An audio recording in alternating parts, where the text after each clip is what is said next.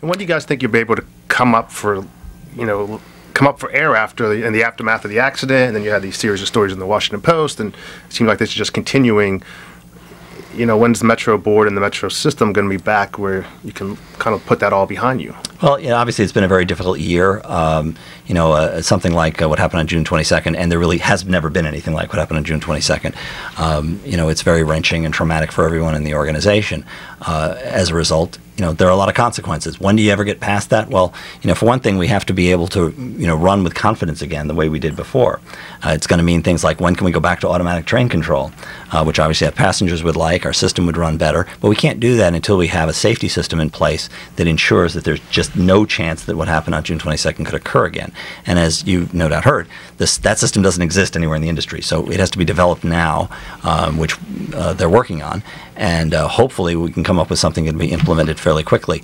That's one of the kinds of steps that obviously would give everybody more confidence, not only passengers, but the people actually are operating the system, because, I think, they're affected by this too. How serious is the downturn in ridership, either for the safety reasons or for the economy reasons, that there are fewer riders, or the growth is not as robust as it was? Well, obviously, the tremendous period of growth that we had, which was dramatic for such a long period of time, has essentially has come to a stop, or at least a pause. The reasons for that, are multifold, starting with the economy. When the economy goes down, travel goes down, and vehicle miles traveled, car travel was falling already, and transit ridership was still going up.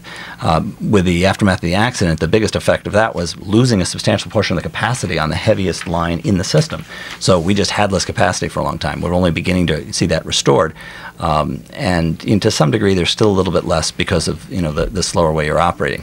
So some of that is involved there. On the other hand, though, we still have very heavy ridership, and although it may not be rising the way it was, it's not a substantial fall. If you fall 1% or 2%, that obviously can have revenue implications, but we're still carrying an awful lot of people every day. Here's Joseph in Rockville, Maryland. Joseph, you're on the air. Go ahead, please.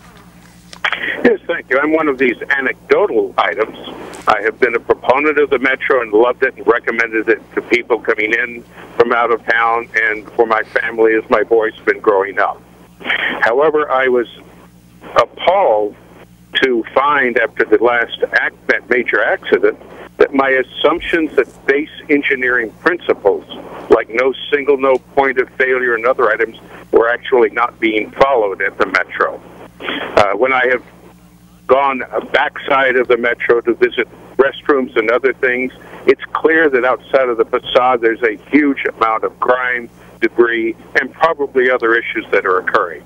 How can I, as a member of the traveling public, get transparent visibility into the engineering, design, and safety elements of the system so I can be assured that we not only have the system that says, oh, a car is on this track, but, hey, a car entered it and it exited it, so it's actually going through there. It sounds like a very basic system design problem that I would have expected to have been in place 2 decades ago. Chris Zimmerman? Well, of course, this goes to my point that if you have an external oversight body, you can provide validation. So somebody with that question doesn't just have to ask me, to rely on me to say, yes, it's safe. They can go to a well-resourced tri-state oversight committee. Well, exactly, or, and preferably with some federal standard so that you can say, there are national standards for these things and they are being met here, and that's been certified by somebody who should know. But let me say, overall, I understand the concerns that the writer expressed. I write it, myself. I wrote it to get here, so obviously, I'm in the same position to think about those things. I do believe that riding Metrorail is probably the single safest way you can travel, notwithstanding any of these issues.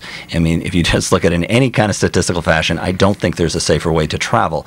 And I think that, when you look at a specific issue like what occurred, the fact that it is so rare reflects the fact that there are, in fact, many safety measures in place. The question is, when you're running millions and millions of times, you have to have an extremely high rate of security in order to never have something happen.